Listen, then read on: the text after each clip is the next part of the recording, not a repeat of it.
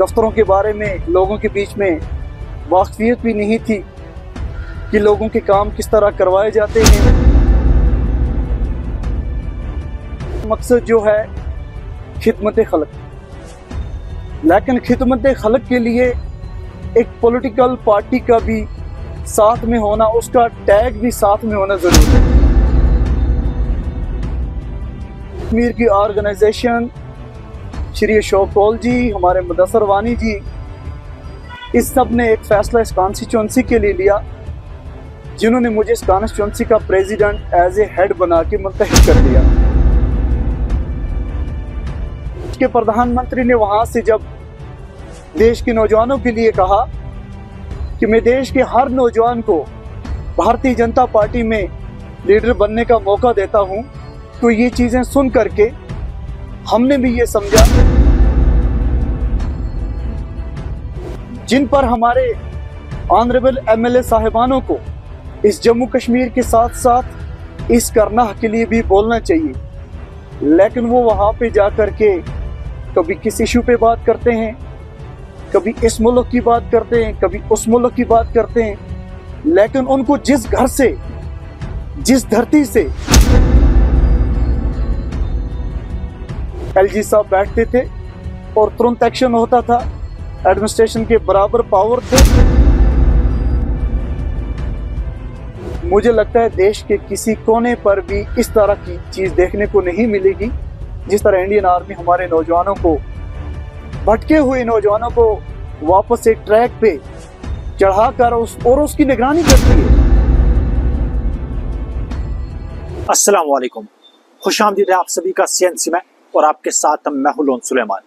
इस वक्त हम आप पहुंचे शुमाली कश्मीर के कुपवारा जिले के टंगदार इलाके में। कुपवारा जिले का एक दूर दराज इलाका और सरहदी इलाका है, और हमारे साथ टंगदार के एक यंग पॉलिटिशियन या सियासतदान कहिएगा, जी हाँ, इम्तियाज अहमद मीर साहब है। जी हाँ, आपको बता दें कि बीजेपी के कॉन्स्टिट्यूएंसी प्रेसिडेंट टंगदार है और एक यंग लीडर है। इनसे आज की इनकी जर्नी और कई तामीर और तरक्की के इश्यूज पे बातचीत करेंगे। सर, आपका बहुत बहुत शुक्रिया हमें वक्त देने के लिए। शुक्रिया आपका बहुत बहुत। सर, सबसे पहले एक यंग लीडर है आप, और वो भी भारतीय जनता पार्टी के constituency as a constituency president. सबसे पहले अपनी जर्नी के हवाले से बताएगा कि क्या सोच के आपने इस सियासत में कदम रखा था। बिस्मिल्लाहिर्रहमानिर्रहीम। मैं सबसे पहले आपका नहायत ही शुक्रगुजार हूँ कि आपने मुझे इस काबिल समझा और आप यहाँ पे तशरीफ़ फरमाए।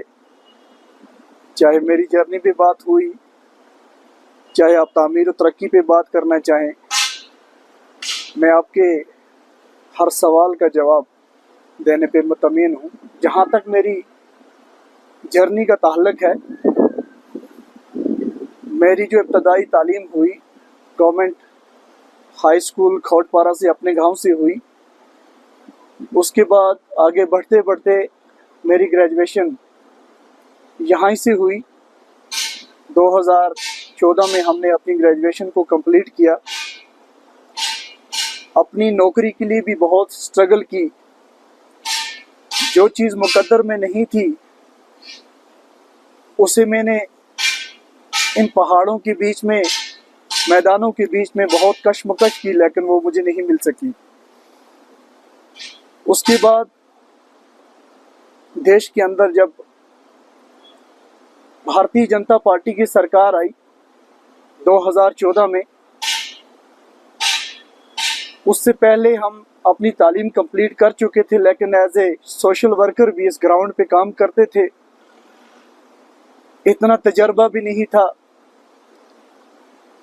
और इतनी ख़ास दफ्तरों के बारे में लोगों के बीच में वाकफियत भी नहीं थी कि लोगों के काम किस तरह करवाए जाते हैं, किस तरह किए जाते हैं, लोगों को बेनिफिट्स किस तरह दिए जाते हैं।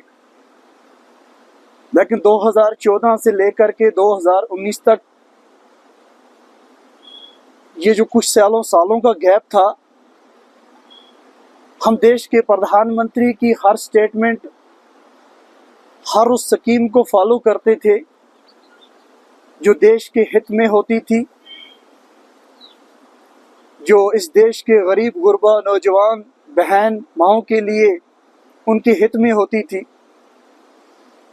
तो एक दिन मुझे भी इस बात ने मजबूर कर लिया कि जहाँ तक ताल्लुक है सियासत का, हम सियासत नहीं करना चाहते। हमारा मकसद जो है खिदमत खल्क, लेकिन खिदमत खल्क के लिए एक पॉलिटिकल पार्टी का भी साथ में होना, उसका टैग भी साथ में होना ज़रूरी है। 2019 और 20 के दरमियान हमने ये अपनी ज़िंदगी के अंदर पहला फैसला जो है ये लेने पर मजबूर हो गए, और खुशी से, बगैर किसी दबाव से, बगैर किसी प्रेशर से, बगैर किसी लालच से हमने ये फैसला किया अपने साथियों को लेकर के कि हम दुनिया की सबसे बड़ी पॉलिटिकल पार्टी को ज्वाइन कर रहे हैं। इसी डाक बंगला में हमारी ज्वाइनिंग हुई। एज ए वर्कर हमने पार्टी में 2019-20 में काम किया। 2020 में पार्टी की तरफ से मुझे एक ओहदे से नवाजा गया as a general secretary constituency में। तो मैंने पार्टी के लिए उस तरह से मेहनत की, उनकी स्कीमों को लोगों के सामने प्रमोट किया, किसी भी हवाले से कोई भी स्कीम हो, लेकिन मैं लोगों तक पहुंचाने में सक्षम रहा। 2024 का इलेक्शन आया, हमारे साथ कुछ साथी थे, हम मिलजुल के काम कर रहे थे। वो इस भारतीय जनता पार्टी को हैदराबाद कह के भाग चुके। फिर मैं अकेला इस भारतीय जनता पार्टी को, अपने वर्करों को हौसला अफजाई करते हुए एक काफिला दोबारा बनाने की कोशिश की, और उस स्ट्रगल में लगा जहां तक मुझे खुद भी इस चीज की उम्मीद नहीं थी कि मैं यहां तक पहुंच सकता हूं। बड़ी मेहनत और मशक्कत के बाद 2024 और 25 में हमारे जम्मू कश्मीर की ऑर्गेनाइजेशन, श्री अशोक कौल जी, हमारे मुदस्सर वानी जी, इस सब ने एक फ़ैसला इस कॉन्स्टिट्यूंसी के लिए लिया, जिन्होंने मुझे इस कॉन्स्टिट्यूंसी का प्रेसिडेंट एज ए हेड बना के मुंतखब कर लिया। मैं उनका भी शुक्रगुजार हूँ। और अपने जो इस इलाके के वर्कर्स हैं, जिन्होंने मेरा भरपूर तावन दिया, हर महाज पे, हर मुश्किल वक्त उनने मेरा साथ दिया। आज ऊपर वाले की करम से भारतीय जनता पार्टी हर पोलिंग बूथ पे मजबूत है। सर, आपने खिदमत खल्क की बात की है। आपने कहा कि आप समाजी कारकुन भी रहे, समाज की खिदमत की आपने एज ए सोशल एक्टिविस्ट। तो सियासत में आने का बुनियादी मकसद क्या रहा? आप सियासत में आए बगैर भी लोगों की खिदमत कर सकते थे एज ए सोशल एक्टिविस्ट, जैसे बाकी लोग करते हैं। देखिए, सियासत में आने का मकसद यही है, जब यहाँ के सियासतदान उस नौजवान की भावना को समझ न सके, जब यहाँ के सियासतदान जिन्हें बड़ी बहुमत से ऐवानों के अंदर भेजा गया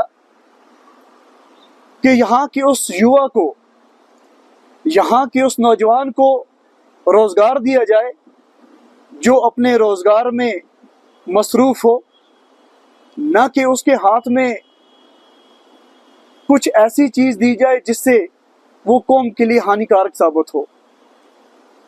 तो उसके बाद देश के प्रधानमंत्री ने वहां से जब देश के नौजवानों के लिए कहा कि मैं देश के हर नौजवान को भारतीय जनता पार्टी में लीडर बनने का मौका देता हूं, तो ये चीजें सुन करके हमने भी ये समझा, इतनी बड़ी पॉलिटिकल जो पार्टी है, अगर ये नौजवानों को मौका देना चाहती है, क्यों ना मेरे जैसा नौजवान लोगों की खिदमत करने में इस पॉलिटिकल पार्टी को साथ लेकर के चले और लोगों की खिदमत भी करे। सर, जैसे कि आपने कहा कि लोग अपने चुने हुए नुमाइंदों को ऐवान में भेजते हैं। आपको लगता है कि ऐवान में जाकर वो वाकई में हकीकी जो ज़मीनी सूरत हाल है, लोग जिन चीज़ों से सफ़र करते हैं, उन्हें पेश करते हैं?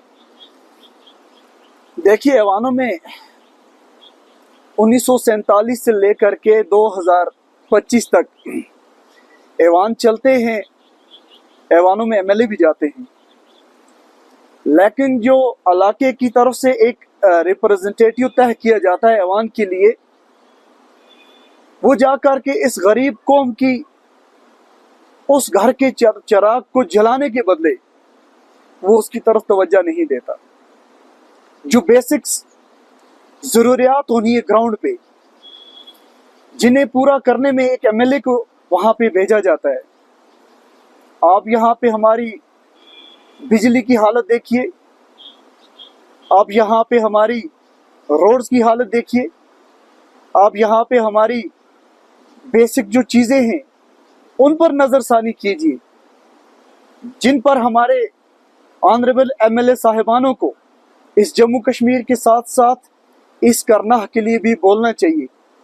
लेकिन वो वहाँ पे जा कर के कभी किस इशू पे बात करते हैं, कभी इस मुल्क की बात करते हैं, कभी उस मुल्क की बात करते हैं। लेकिन उनको जिस घर से, जिस धरती से उनको उस काफिले को असेंबली में रवाना किया है, वहाँ पे ये चीज़ें, ये इश्यूज ऑनरेबल स्पीकर साहब के सामने हाईलाइट नहीं किए जाते। वहाँ पे सिर्फ अपनी एक मर्जी के मुताबिक बात की जाती है। कभी वो फंड्स अप्रूवल होते हैं, कभी उनको सब्ज बाग दिखाए जाते हैं, तब तक वो 5 साल जो हैं ख़त्म हो जाते हैं। फिर एक नया मंशूर लेके इन लोगों के बीच में ये आते हैं और लोगों को फिर नई तरह से बेवकूफ़ बनाने का काम करना शुरू कर देते हैं। मुझे लगता है बेसिक जो चीज़ें हैं इस ग्राउंड पे, उस पे हमारे एमएलए साहिबान जो हैं वो बात करने में अभी तक कामयाब नहीं हुए। और सर आपसे ये जानने की कोशिश करेंगे 2019 के बाद 24 तक जो है एलजी इंतज़ामिया जो है यहाँ पे अलवर तामीर व तरक्की या बाकी चीज़ें देख रही थी। लोगों ने सोचा कि हम अपनी सरकार बना लेते हैं, शायद अपनी सरकार बनाएंगे तो हमारे पेंडिंग इश्यूज हल होंगे, हमारे मसाइल हल होंगे, हमारा एक नुमाइंदा होगा जो असेंबली में जाकर हमारी नुमाइंदगी करेगा। तो मुझे बताएगा कि इन 2 सालों में करना के अंदर अपनी जम्मू कश्मीर की अपनी हुकूमत बनने के बाद कितनी तामीर व तरक्की का काम हुआ है? देखिए, जब यहाँ पे जम्मू कश्मीर में एलजी शासन था, एलजी राज था, यहाँ पे हमने 2019 से लेकर के 2024 तक, मैं अपने इलाके की बात करूं क्योंकि मैं इसी इलाके से बिलोंग करता हूं, यहाँ ही का मेरा आबाई गांव है। जहाँ तक मैंने इस इलाके को उस वक्त में मार्क किया, एक एक हलके में बराबर उस वक्त का जो रेन्यू विलेज के हिसाब से बात करूं, पटवारी साहब मौजूद थे, स्कूल के अंदर टीचर साहिबान थे, हर अदारे के अंदर ऑफिसर्स, उनका बाकी का अमला जो है वो मौजूद होता था। रोज़मर्रा की ज़िंदगी में हुकूमतें हों या ना हों, फंड्स आएंगे, तामीर व तरक्की होगी। लेकिन जब एलजी राज था जम्मू कश्मीर के अंदर, तब इस जम्मू कश्मीर के अंदर इस करना में फास्ट ट्रैक पे काम हो रहा था। मैं आपको एक बात बताऊं, 2019 से पहले 3000 किलोमीटर रोडों को मैग्नेमाइज का काम हर साल किया जाता था। जब 2019 में एलजी साहब ने इस जम्मू कश्मीर को संभाला, सेंटर की सरकार इसको मॉनिटर करने लगी, 3000 किलोमीटर के बदले 8000 किलोमीटर रोडों को मैग्नेमाइज हुई। हमारी इन रोडों पर घोड़े भी चलना पसंद नहीं करते थे। 2019 के बाद यहाँ की आरएनबी, यहाँ की पीएमजीएसवाई, जितनी भी एजेंसीज थी वो सब यहाँ पे रोडें ढूंढने लगे। यानी कि इस तरह से ब्लैक टॉप का काम शुरू हुआ। हमारे लिए सबसे ज़्यादा उस वक्त रोड को मरम्मत करना, रोड की ब्लैक टॉप, मुझे लगता है इस करना के लिए एक बहुत बड़ा इशू था। दूसरा इशू जो है, उसी दौरान हमारा ये साधना टनल जो है, इसका ऐलान भी हुआ, ये सेंट्रल गवर्नमेंट की तरफ से हुआ। उसी दौरान देश के प्रधानमंत्री लाल किला से ये ऐलान किया उन्होंने, जम्मू कश्मीर के अंदर पहाड़ी कम्युनिटीज़ को, जिसको हमेशा 70 सालों से नेशनल कॉन्फ्रेंस और पीडीपी ने एक कूजे में बंद करके रखा था, देश के प्रधानमंत्री ने वहाँ से ऐलान किया और हमें शेड्यूल ट्राइब से नवाजा गया। आज आप यहाँ पे देखिए, उस शेड्यूल ट्राइब की बदौलत हमारे डॉक्टर्स लगे, हमारे इसी इलाके के आईएएस ऑफिसर्स हुए, बड़े बड़े रैंकों पे हमारे लड़के गए। इससे बड़ी तामीर और तरक्की क्या हो सकती है। मुझे लगता है, मैं इस बात को मानता हूँ और सुनने वाले भी यही इस बात पे तस्दीक करेंगे, सबसे बड़ी तामीर और तरक्की है किसी कौम को इकनॉमिकली स्ट्रांग करना।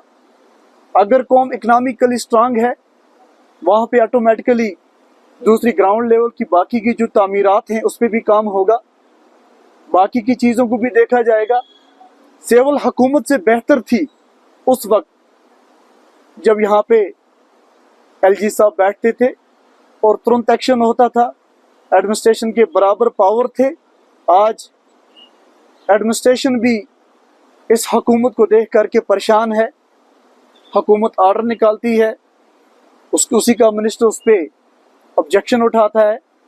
यहाँ की एडमिनिस्ट्रेशन, बाकी के लोग इस चीज़ को देख करके बहुत परेशान हैं कि अगर इससे बेहतर हमें एक बार फिर एलजी राज हो तो तब जम्मू कश्मीर का एक बार फिर जो विकास है वो तेज़ रफ्तार से आगे बढ़ेगा। सर, मेरा ये सवाल अगला आपसे रहेगा कि जम्मू कश्मीर सरकार बनने से पहले जो मंशूर लेकर जम्मू कश्मीर की सरकार आई थी, आपको लगता है इन 2 सालों में उस मंशूर पे काम हुआ है? देखिए, मंशूर उमर अब्दुल्ला साहब जब से इनकी खानदानी राज शुरू हुआ, शेख अब्दुल्ला साहब से, फारूक अब्दुल्ला साहब से, उमर अब्दुल्ला साहब तक, मंशूर इनके हर 5 साल के बाद आते।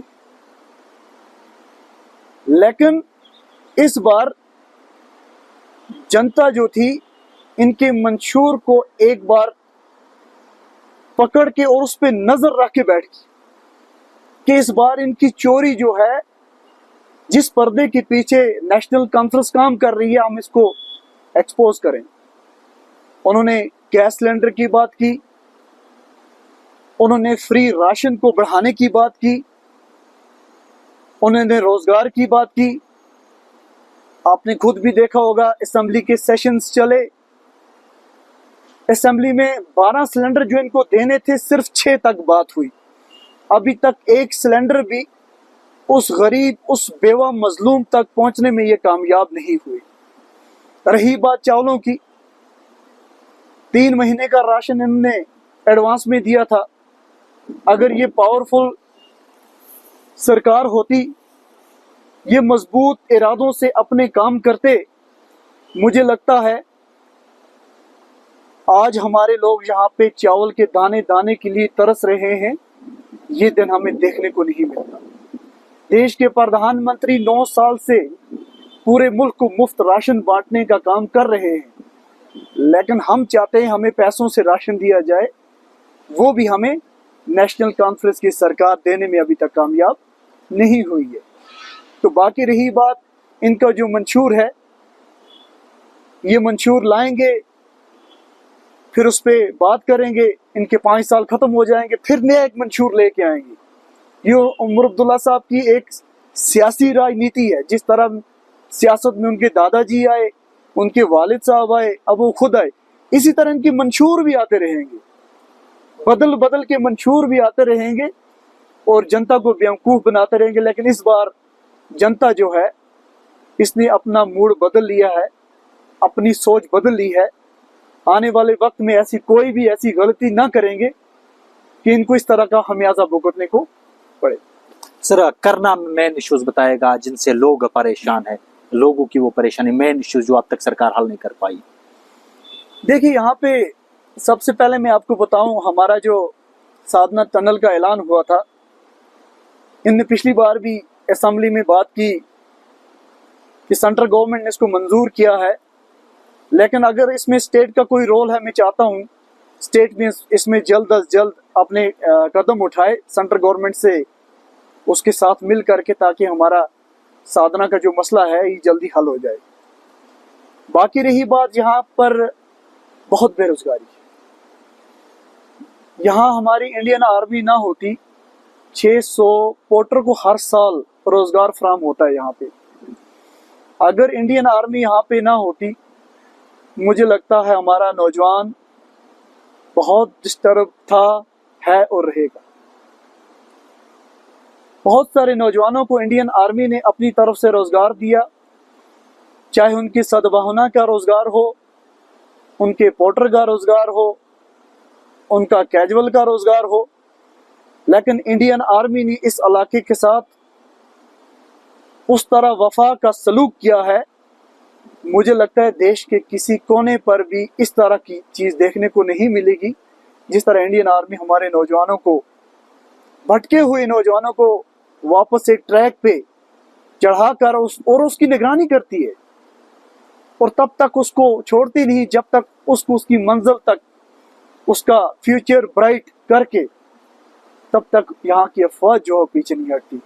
मैं आपके माध्यम से उनका शुक्रिया भी अदा करना चाहता हूँ।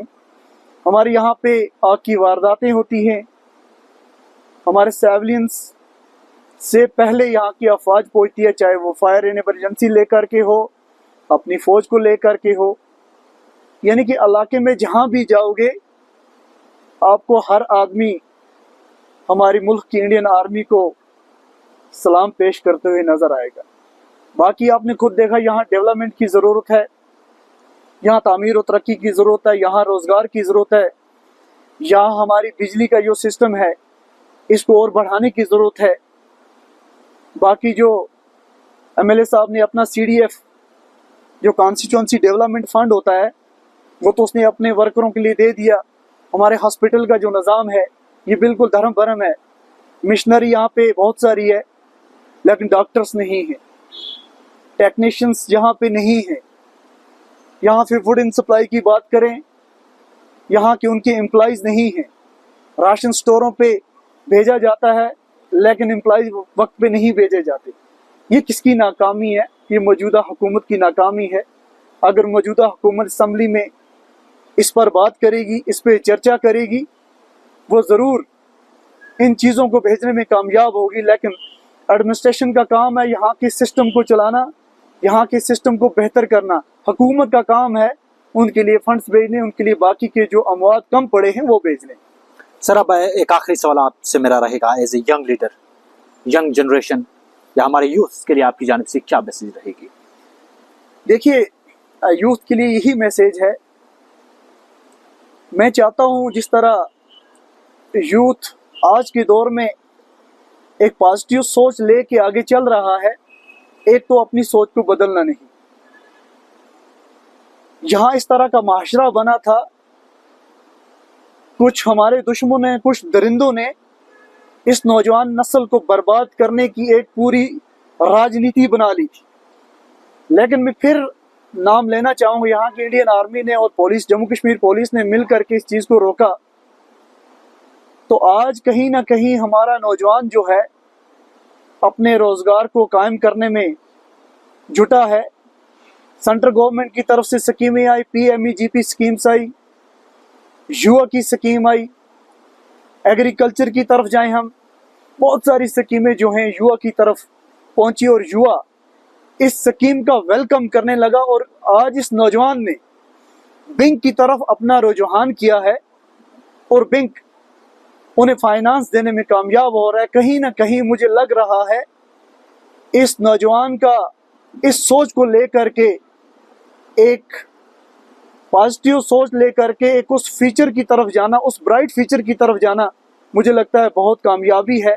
मैं इस नौजवान से यही कहूँगा, अपनी सोच को पॉजिटिव मानों में रख के इसी तरह चलें, अपने रोज़गार के फ़ायदे ढूंढें, अपने रोज़गार के पीछे चलें। तो बाकी जहां नौजवानों की इस नौजवान की ज़रूरत पड़ी, मैं उनके लिए 24 घंटे हाज़िर हूं।